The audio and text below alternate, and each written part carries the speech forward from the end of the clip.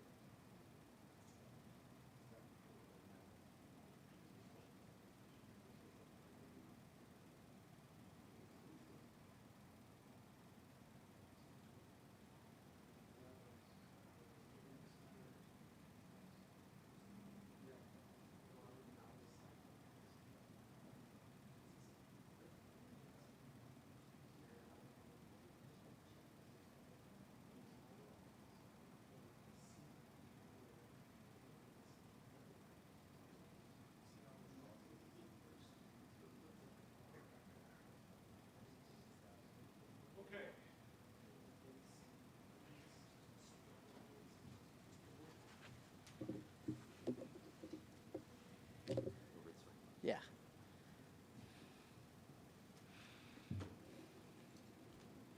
Okay, good afternoon. Seems like I hadn't seen you guys in too long, so it's good to see you all. So, good afternoon. I'm the U.S. Attorney, Jaime Esparza, for the Western District of Texas. With me is Special Agent in Charge Rob Topper from ATF and Special Agent in Charge Trey McLeish from the Department of Commerce, Bureau of Industry and Security. So this is Rob, and this is Trey. And then to my right is Assistant United States Attorney Sarah Warnaka and Zach Parsons. And there you go. So back in January, I stood at this podium with District Attorney Gonzalez, Sheriff Salazar, and Chief McManus, and we announced that since 2020, in four of the state's largest cities, more than 30,000 guns had been stolen from vehicles. So far in 2024, over 1,100 guns have been stolen in San Antonio. That makes around 24 guns or firearms belonging to law-abiding citizens were being stolen from locked and unlocked cars across Texas every day, 24. Today we announced that as a result of a year-long ATF-led operation, 12 individuals have been arrested for selling guns that were stolen from vehicles in San Antonio. Also involved in these arrests, in helping us make these arrests, was a newly formed San Antonio Police Department's gun unit. The names and details of these individuals are listed in the press release, but the charges include a variation of offenses, from firearms trafficking and dealing in firearms without a license, to possession of a stolen firearm and possession of a machine gun. Penalties range from up to 5 years in prison to up to 10 to 15 years in prison, depending on the charge. ASAC Topper and I spoke here in June about machine gun conversion devices. You might not remember that, but we called them switches back then. That's what they're called, shorthand. And we had the same discussion across the state. My fellow United States attorneys in the Eastern, Northern, and Southern District, we all announced Operation Texas Kill Switch. We made it known that we were cracking down in the possession of these devices, which are switches or machine gun conversion devices, or SEERs, that convert commercially available semi-automatic rifles and handguns into fully automatic weapons, rapidly firing multiple rounds with a single squeeze of the trigger, basically a machine gun. I remind you that under federal law, switches, machine gun conversion devices themselves are defined as machine guns. I'll underscore, with the exception of very limited circumstances, the possession of a machine gun, including a switch or a SEER, is illegal and carries a 10-year maximum prison sentence.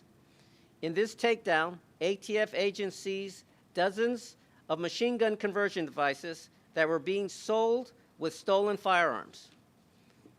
In just a moment, I'm going to hand over the mic to Assistant Special Agent in Charge Rob Topper. But before I do that, I wanted to reiterate the importance of our announcement today.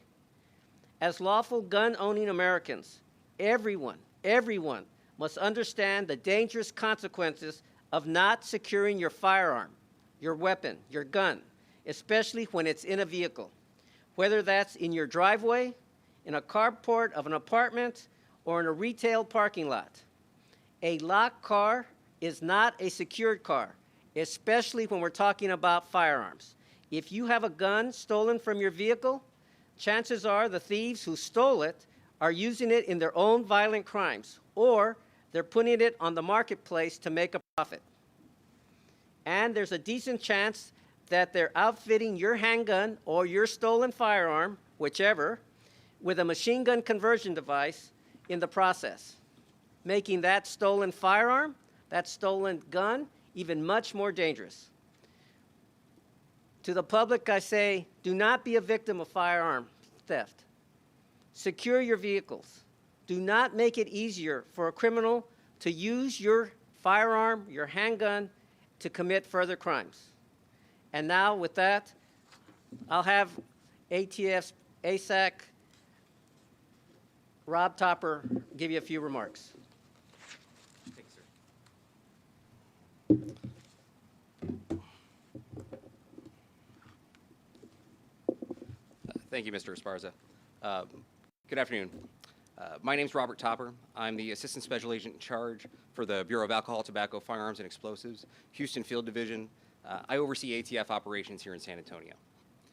ATF's mission is to stop illegal firearms trafficking and prevent prohibited persons from obtaining and using firearms. Additionally, we're working with our law enforcement partners to stop the proliferation of machine gun conversion devices and raise awareness about thefts of firearms. By working together, we reduce the flow of illegal weapons and make our communities safer. Yesterday, in a joint operation between the ATF, the United States Department of Commerce, the United States Marshals, the San Antonio Police Department, supported by the United States Attorney's Office, conducted operations in 14 locations between San Antonio and McAllen, Texas. Yesterday's operations were the culmination of a years-long investigation into an organization of individuals trafficking stolen firearms, machine guns, and machine gun conversion devices within San Antonio, and with the intent to traffic firearms to Mexico. Throughout the investigation, ATF seized nearly 200 firearms, 14 of which were machine guns, and more than 60 standalone machine gun conversion devices. So why this investigation matters. San Antonio, like major cities in the United States, is working to reduce gun violence. Part of the solution is to ensure that firearms don't make it into the hands of prohibited possessors. 39 of the firearms recovered in this investigation were reported stolen. One thing to note is that's reported stolen. Often the theft of firearms goes unreported. In many cases, some of the victims of this theft don't have the firearms identifiers, like the make, model, serial number. That information helps law enforcement at least begin the quest to figure out who's stealing these firearms and putting them on the street. Also, as an added benefit of it, when you do maintain that information and provide it to law enforcement, if you are the victim of a theft, that allows us to ultimately, if we're able, to return the property to the owner. At ATF, we manage the National Integrated Ballistic Information Network, NIBIN. NIBIN allows law enforcement to quickly determine if recovered firearms have been used in shootings and to link those firearms and fired shell casings to multiple crime scenes. The added intelligence from NIBIN provides valuable information to investigators so they can specifically focus on shooters and get them off the streets. 6 of the firearms recovered in this investigation have been used in shootings in San Antonio. 3 of those firearms were machine guns. As I said earlier, 14 machine guns and 61 machine gun conversion devices were seized over the course of this investigation. Machine gun conversion devices, as the U.S. Attorney said, are small devices that either dropped into a rifle or affixed to the back of a pistol that will turn that weapon from a semi-automatic into a fully automatic pistol, in that it'll fire more than one round or expel more than one round from the pistol or firearm with a single pull of the trigger. These weapons that adds the danger to the weapons, it adds the unpredictability of the weapons, and it makes them less accurate, which provides greater risk to the public. This organization that we apprehended yesterday presented a danger to our communities. And I want to thank the Department of Commerce, the United States Marshal Service, the San Antonio Police Department, and the United States Attorney's Office for their support in this investigation. Thank you. We'll take a few questions. Agent Topper here, Special Agent Topper here, is probably our subject matter expert, so he might be able to answer more of your questions. But if you have questions, we'll see how it goes. The state legislature's relaxation of gun laws, have they let you support guns? I don't know. It's not really the ATF's purview is more with the federal regulations on firearms. Now, recently, in the last 2 years, we did have the passing of the Bipartisan Safe First Communities Act, which did codify a firearms trafficking statute and a straw purchasing statute, which some of the defendants have been charged with in this indictment. In this investigation, how a lot of the stories that we do on a daily basis involve juveniles stealing firearms. During the course of this investigation, have you found that this is a correlation, maybe not in all of the cases, but maybe these organizations are using juveniles and minors to steal firearms from vehicles? In this specific investigation, I don't have any information on that, but I do know that yes, juveniles are used to steal firearms from vehicles, and often juveniles are used to sometimes by adults to commit thefts. Yesterday, ATF executed a search warrant on 410 Star Crest where an ATF agent shot and killed a suspect. Was this in relation to this operation? It was in relation to this operation, but all I can tell you is that that for the moment, it's under investigation, and we don't have any further comment. You said there were 14 locations from McAllen to San Antonio that all happened yesterday. Do we know how many were actually in San Antonio? There was only one outside of San Antonio, in McAllen. Are these people connected to Mexican cartels in any way? I can't speak to any direct connections based on this investigation. However, we can speak to that there was intent to distribute some of these guns to Mexico. Yes. You said this organization presented a danger to ordinary citizens, but when you talked about specifics, you mainly talked about guns and devices that were seized, and you really didn't talk about the number of people. Can you talk more about how many people were swept up and what charges they may be facing? In my remarks, I think I generally gave you the gamut of the federal crimes that have been committed. 12 people were arrested, and so I'm not sure if I understand your question further than that. Does the average citizen face any prosecution for not securing a gun in the car in Texas? Not that I know of, no. But I would say, I mean, this is the same message we sent back when we did announce Operation Kill Switch, is you put your firearm, your gun, your rifle in your car. It's not secure. They know that. They take your rifle, your gun, your firearm, and then they're committing crimes. I mean, I don't think we can say with any certainty the connection to the cartel, but what we can say with certainty is taking a firearm from a vehicle certainly increases the chances of violent crime.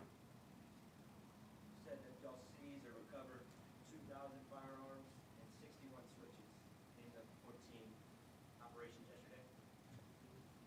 No, sir. That was over the course of the whole entire investigation, and it wasn't 2,000 firearms in this investigation. It was closer to 200.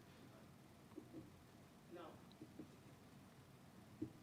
what you can and what you cannot discuss with us, we understand that. Feds are especially in the ways. Now, this investigation, it looks, the way you explain it, very simplistic as to this organization dedicated to stealing firearms from vehicles. Is that what it was, actually? This was an organization that dealt in dealing stolen firearms, and we know that a primary source of those stolen firearms were thefts from vehicles. Now, they could have also been stolen from other stolen from houses, could have been stolen from gun stores, but primarily we know that the guns, the source of these guns were stolen from vehicles. So that tells us that actually us as citizens, the cities are in a way contributing to this kind of situation right now, right? I think what it tells us clearly is that we need to be much more careful in how we secure our firearms, how we secure our guns. And certainly, if the gun is stolen, we know from experience that it's fairly likely either it's going to be used in a violent crime or it'll be sold in the marketplace. And so that's our concern. And, most people think they leave their car, they lock their car, and the gun's fine, but that's not true. And it doesn't take very long. We talked about this last time we had this press conference. It doesn't take them very long to get into your vehicle and take your weapon. And so that's why it's dangerous. This was an organization that steals weapons. Do we know who this organization is? Insofar as we arrested many of the members of it, yeah. Do they have a larger name? Is that what you're asking? Yeah, do we know where they're from? If there's a local organization, if there's a bigger organization, just any details on the group itself? Yeah, our understanding right now is it's local, but I would imagine not limited to San Antonio. Not this organization, but I mean similar organizations. Through different. Actually, I don't necessarily want to get into that because I don't want to get into the whole every part of this investigation. But yeah, they did create a buyer-seller relationship with the people.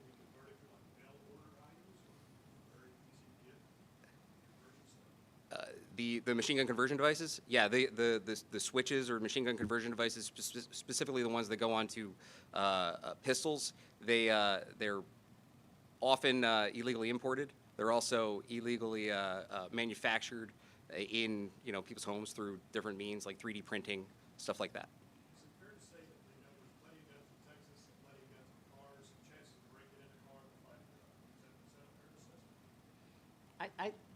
It's hard to say. We would just be speculating, but I think they're smart in the way they approach these vehicles. Okay, we'll take one more question. I got it right here. Ivan, you seized a bunch of stuff yesterday, and you just said you already have 6 recovered that are tied to shootings in San Antonio. Ivan is a very effective tool, isn't it? You seized things yesterday, and today you're saying you've already matched these hits, right? Yeah, that's correct. That's a tool that can be used within. If a gun is seized on a Monday, you can know if it was involved in another shooting. Provided the casings from the other shooting were input into the system, you can know that within a matter of hours, and to know if 2 crime scenes are connected. Yeah, NIBIN is a very important tool. Yes, it is a Yep, game changer. absolutely. Okay. Again, I really appreciate you coming in. Thank you so much for your time, and we'll let you go. Thank you. Thank you. And as I told you earlier, ladies and gentlemen, I do have a copy of the hard copy of the press release. Sorry. Also have Go, go, copies go, of go. the document. I left my notes. I only have 12 copies, so if you're working together, can only get one per agency. So those people will be prosecuted and taken probably to trial here in San Antonio? Oh, yeah, in the Western District. All of them appear before a criminal magistrate already. I don't think so. And are we But I can't likely say to for find this in Pacer? Yes. Find it in Pacer? You'll see on the indictments that have the numbers. 1 minute